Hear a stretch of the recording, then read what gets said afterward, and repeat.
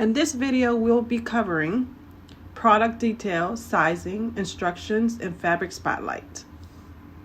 If you already know how to do my sew along, skip ahead to the 3-minute, 5-second mark. If not, keep listening. Here's a little bit about how I do my Sew With Me sew-alongs. Techniques, I'm going to put it on the website and I will reference it in the sew along itself. So for example, we're working on a pair of pants that has a fly front.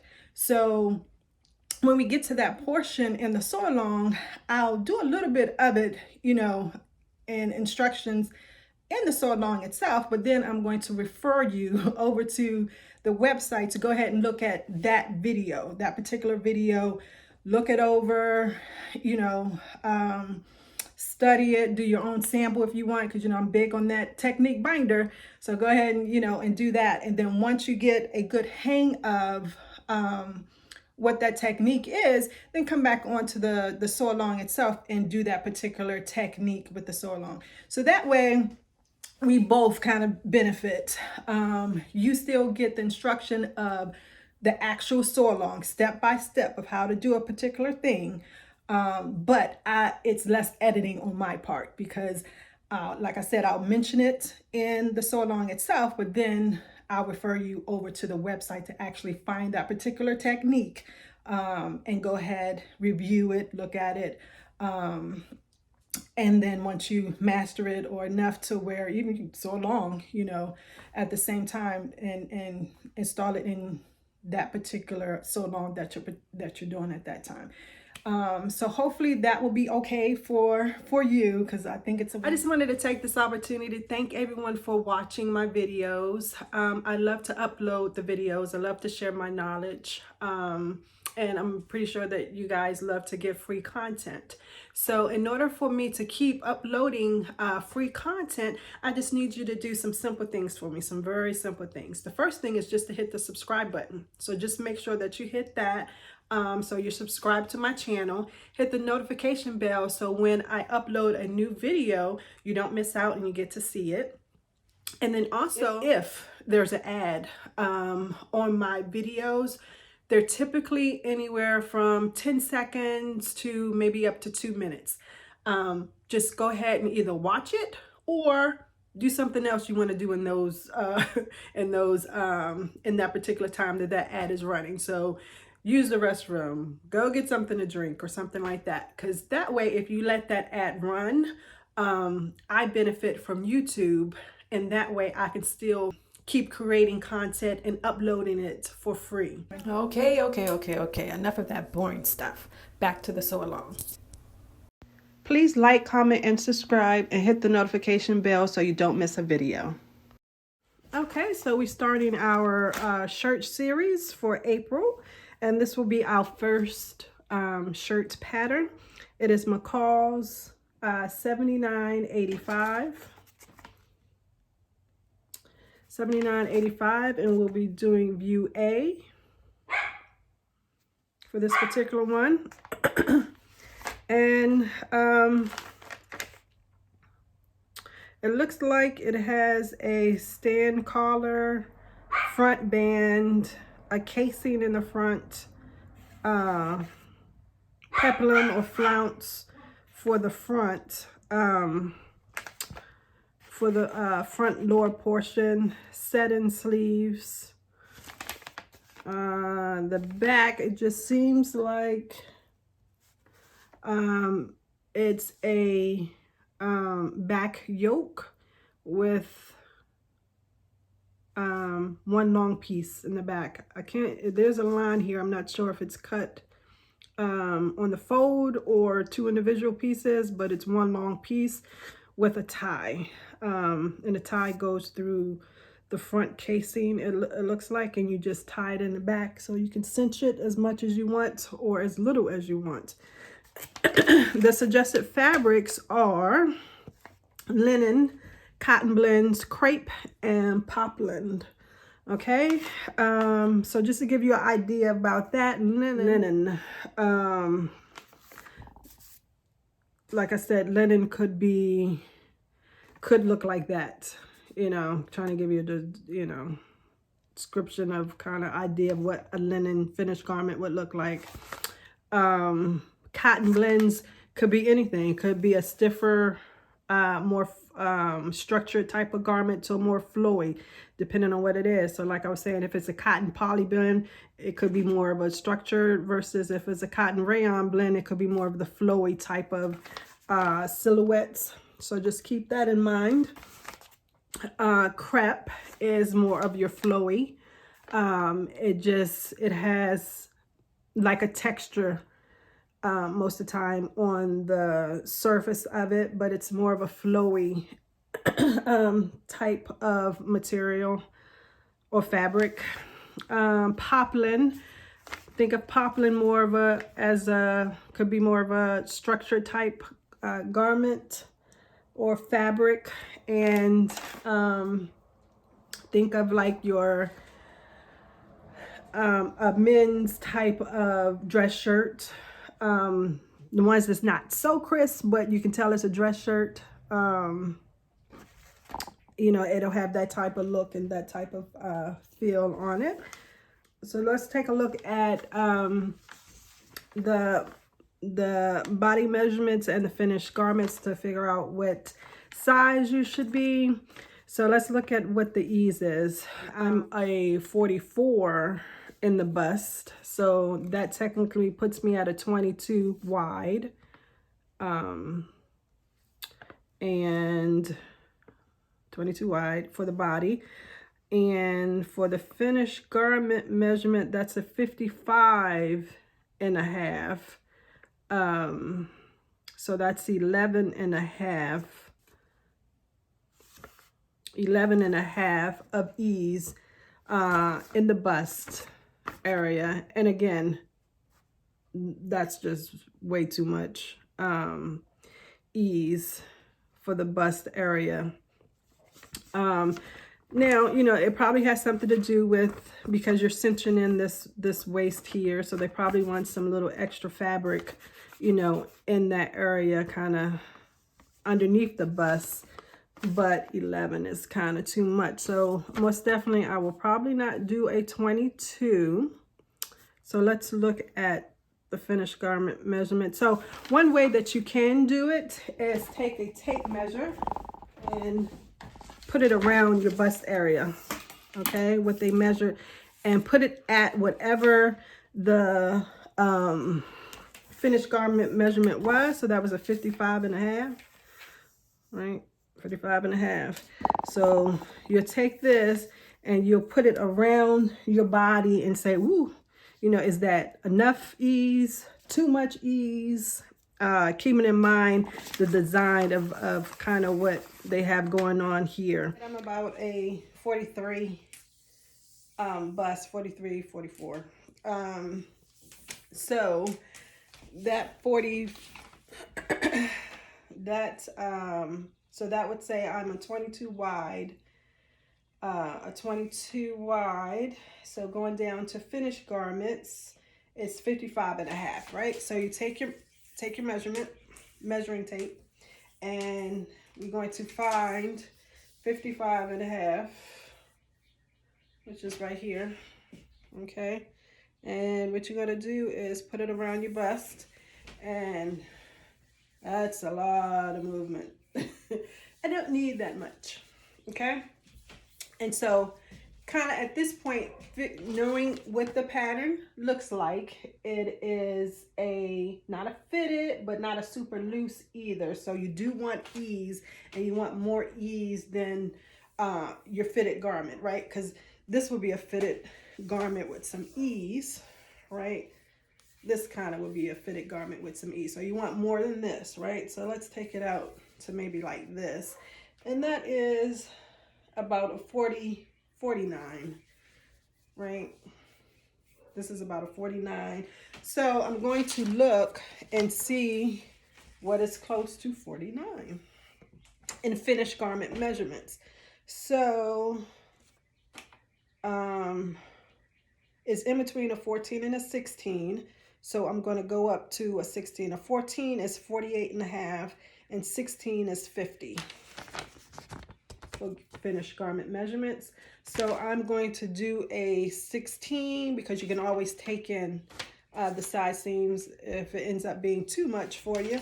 So I just wrote 16 up there to remind me that that's what I'm doing. So that's kind of how you play around with the amount of ease, and if you think that is too much or not enough. So what I want you to do is take out your instructions and read them, okay, and highlight anything that you need to highlight. I will most definitely be using the instructions when I do the sew along, but I want you to be familiar with what I'll be talking about so it won't be new to you. So go ahead and read over the instructions, okay? Again, I will be doing view A, okay? That's the line drawings for A, the front and back. These are the pattern pieces that you need for A. Need everything except for number 5, it appears. Make sure to know your layout depending on the size of fabric that you have. Know what your pattern markings on the pattern itself mean. And then you also want to be familiar with the type of stitches that you're going to have to use with this garment.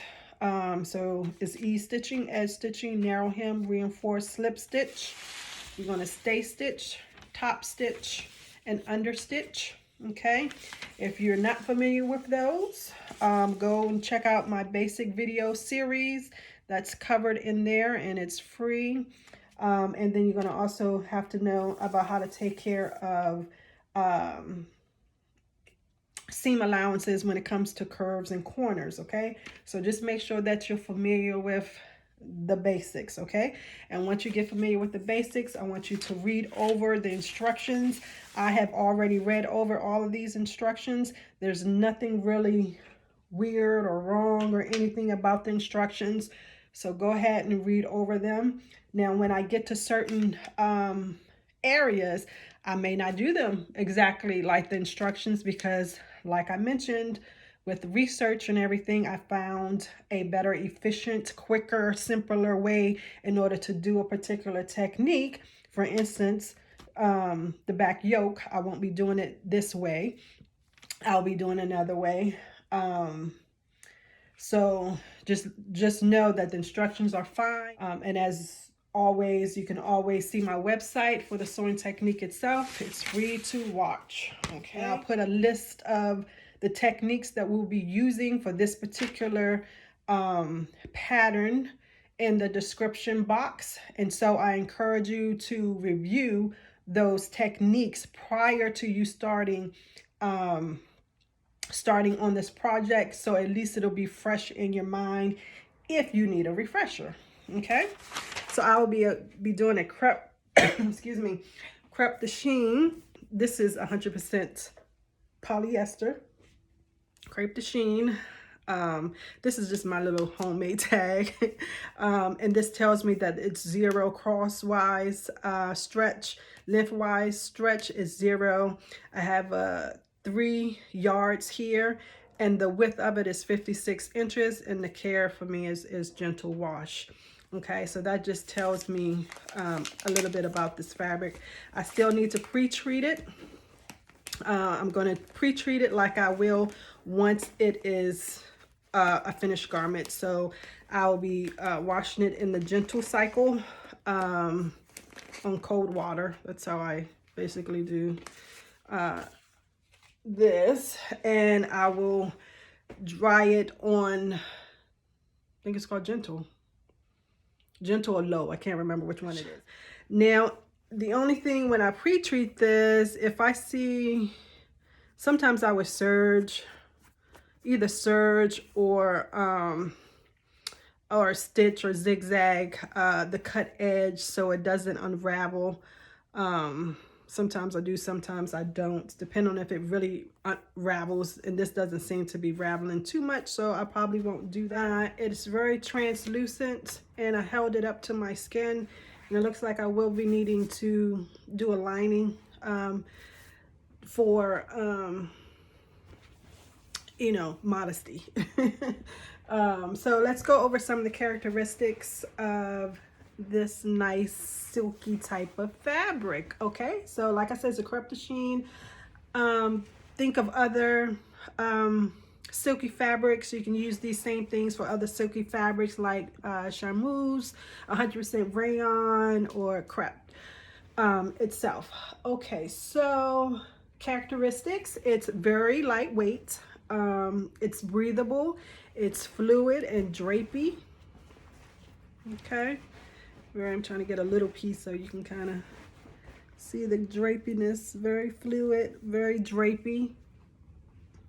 And it has a grainy type texture. Okay, it's a grainy type texture. And it feels soft and silky. Okay, so how do you sew this? So one, it's a woven fabric. You would use a microtech needle. In the US, you would use either an 8 or 10, depending on the weight of your fabric. You would use a walking foot, a straight stitch. For the thread, you would use silk if you're using actual silk fabric, or you can use a fine cotton or poly cotton thread for this. The fiber, usually it's made out of silk. Back in the day, it was made out of silk, but you know, with man-made fibers that can mimic natural fibers, that started to come in. So you can have your poly, you can have rayon, nylon, and you can even have cotton, because it still wants that cotton, that silky type feel to it. The uses: you can do tops, dresses, skirts. This is great for summertime type of weather because it's very lightweight and it's very breathable. Let's see, so let's go over some cons and some fixes for those cons. Okay, so it's a slippery fabric, right? Because it's slippery, check the care of it, but most of the times you can starch the fabric, right? So that'll make it less slippery for you. So when when you're starting to sew, you can starch it, and that makes it stiff, and you can sew your seams, and then once you wash it, it goes back to its nice and drapey type of feel there. You can use tissue paper when you're cutting it out. Okay, when you're cutting it out, and you'll be using a rotary cutter. Okay, it's best to use a rotary cutter when cutting this out. And if you find that it is slippery, and it's good to maybe cut it one layer at a time, but hey, you don't have to. You can pin it. Excuse me, you can pin it, and just cut it with a rotary cutter. And if you still feel like it's shifting too much for you, just add some tissue paper underneath of it, and cut it with the tissue paper underneath of it. The other con is that you can have uneven or puckered seams. Okay, so again, you can use the starch, and that'll help with keeping the fabric stiff enough where it won't pucker or it won't shift on you, so you'll have uneven seams. And then you can also use tissue paper that acts as a stabilizer underneath your seam. So as you sew, right before you sew, you're going to add a strip of tissue paper underneath, and then once you finish sewing that seam, then you just rip the tissue paper off. But that tissue paper acts as a stabilizer. Let's see, and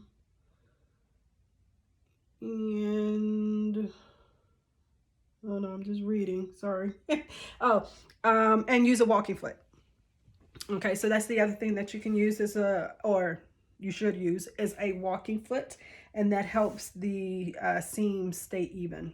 Okay, and the last con is your fabric frays.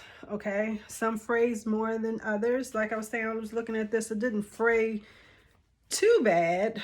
Where's my cut edge? So it wasn't fraying too much for me, you know. Like I said, this is 100% polyester, but some may fray. You know, when you're pre-washing it, you know, you may want to finish this, not finish it, you can serge it, you can do a row of stitching on it, basting stitches, to help keep that from fraying. But as you finish your seams, because it does fray, you do want to finish your seams. So, you know, you have your traditional options of your serger. If you do not have access to a serger, then you can zigzag it. If you want to get fancy, you can do a French seam, things like that. But I typically don't, but you can. But usually just make sure to finish your seam after you sew it, because, you know, it does tend to fray.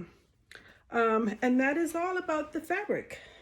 Okay, so the next video, we will be actually starting the sewing. So you would need to had already pre-treated your fabric, already doing all the prep work that goes up to sewing before you sew. So the layout, cutting of your pattern pieces, laying those out, cutting out your fabric, interfacing anything that you need to interface. Once you do all that prep work, come on back and we'll start the sewing, okay? Thank you for watching and happy sewing.